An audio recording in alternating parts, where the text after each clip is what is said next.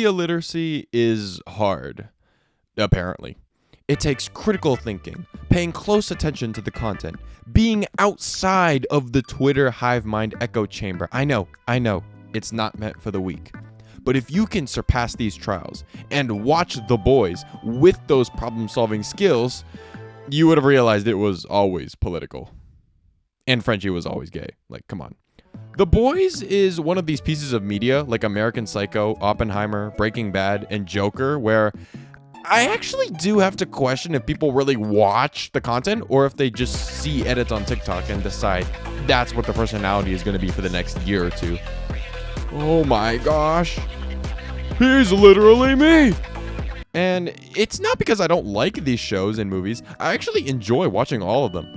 But it's just this bizarre effect where people see the meme templates on Reddit and kind of fill in the story for themselves. I'll try my best to not have this video be the trillionth "How TikTok has ruined this generation" a video that you've probably seen already. But I do think the way people interpret stories has changed in the last decade.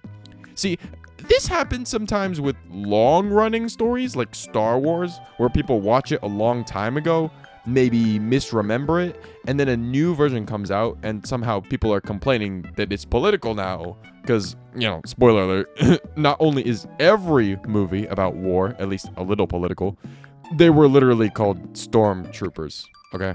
Like, that is a nickname for Nazi soldiers. And by no coincidence, might I add. But The Boys Season 1 came out, 5 years ago? And already people are trying to tell me that it wasn't political like this? Like, guys, at least OG Star Wars fans are old. I can excuse their brain rot. It's a natural part of life. This? Come on. At least wait till you're 50 to embarrass yourself.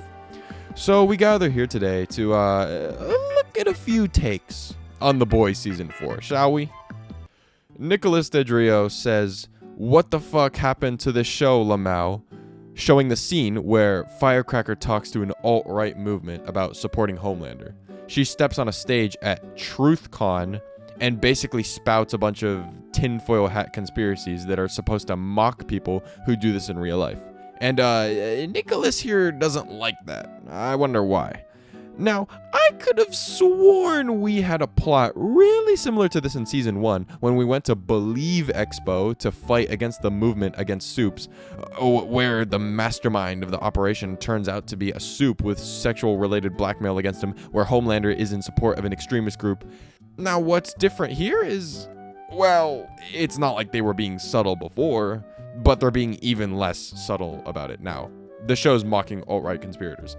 I mean, the show never needed it to say it in blank terms, but they constantly beat us over the head in Season 1 that Homelander is the icon of white America, the Midwest, the people age demographic 30 to 60. And Starlight's demographic is trying to represent women, liberal America. Anytime she does anything, Ashley is like, "Ooh, you just rose 20 points in San Francisco." All right, I get it. This isn't anything new. And people are finally starting to realize that, the show is trying to mock alt-right American politics. Who would have thunk it, right? And that's why this retweet went viral. It took people 4 seasons to realize The Boys was making fun of them the whole time. Yeah, apparently so. Growusamy? Yo, what kind of username is that? Anyway, Growusamy says, "They made Frenchie gay? Hashtag The Boys gay?" And the first reply to it is perfect. He says, "Always has been." Yo, look at this man. Look how he dresses. This is not... If I ever dressed like Frenchie, my mom is definitely giving me suspicious looks, okay? He was bi since Season 3. Frenchie and Kimiko had one kiss. It was awkward, and she broke it off after that. Sometimes that's just how it works. Not every romance in a show has to follow the exact same arc. Relationships fall out. That happens. So my heart goes out to all 11 Frenchie x Kimiko supporters, but that was never the direction the show was going in. In the first 2 seasons, maybe you have a point. Maybe I'd be dumbfounded they would go in such a different direction. But by Season 3, it was clear Frenchie and Kimiko was not a sexual thing. So unlike this backlash suggests, I do think there was an element of planning ahead for this move. Here's a doozy right here.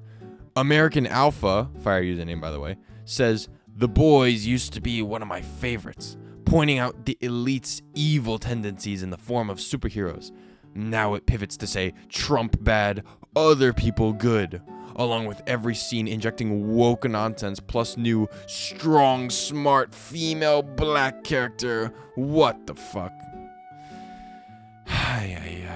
You know, when you make a character dark-skinned, I'm not even surprised that people say this. You just can't win. Nothing Sage could have done would make people like this like her. Sage is easily my favorite character in the new season. I'll always love the trope of smart characters standing up against stronger ones like Shikamaru or Dipper. Except unlike those shows, everyone in The Boys is an asshole, so it forces Sage to play down to their level. So don't talk about like, oh, she's such an asshole. Everyone in the show is an asshole. But every time she's on screen, it just sucks you in because you know something's happening, but you don't know what.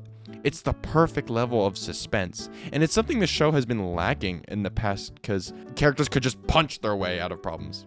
And this reaction is just so silly. Let's put aside the racism and sexism. Not to say they're acceptable. They're truly awful human character traits.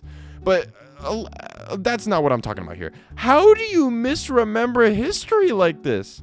How is Homelander being controlled and manipulated by Sage any different from him being controlled by Stan Edgar? What, because he's a man and Sage is a woman? Is it really that simple?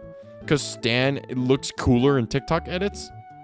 Also, I don't remember Homelander's fans ever being portrayed as the greatest people, so this being a new thing is kind of bizarre to me, especially with characters like Todd trying to show Homelander's speeches to MM's daughter. Like, when was Homelander bad ever not a thing?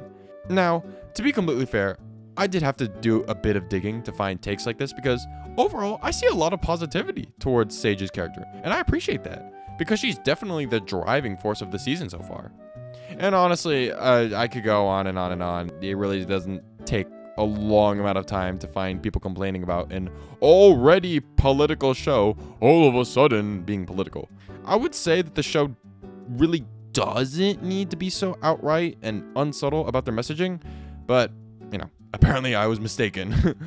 I actually do think that it is a legit criticism, that it kind of beats it into you, more so from minor side characters than anything else.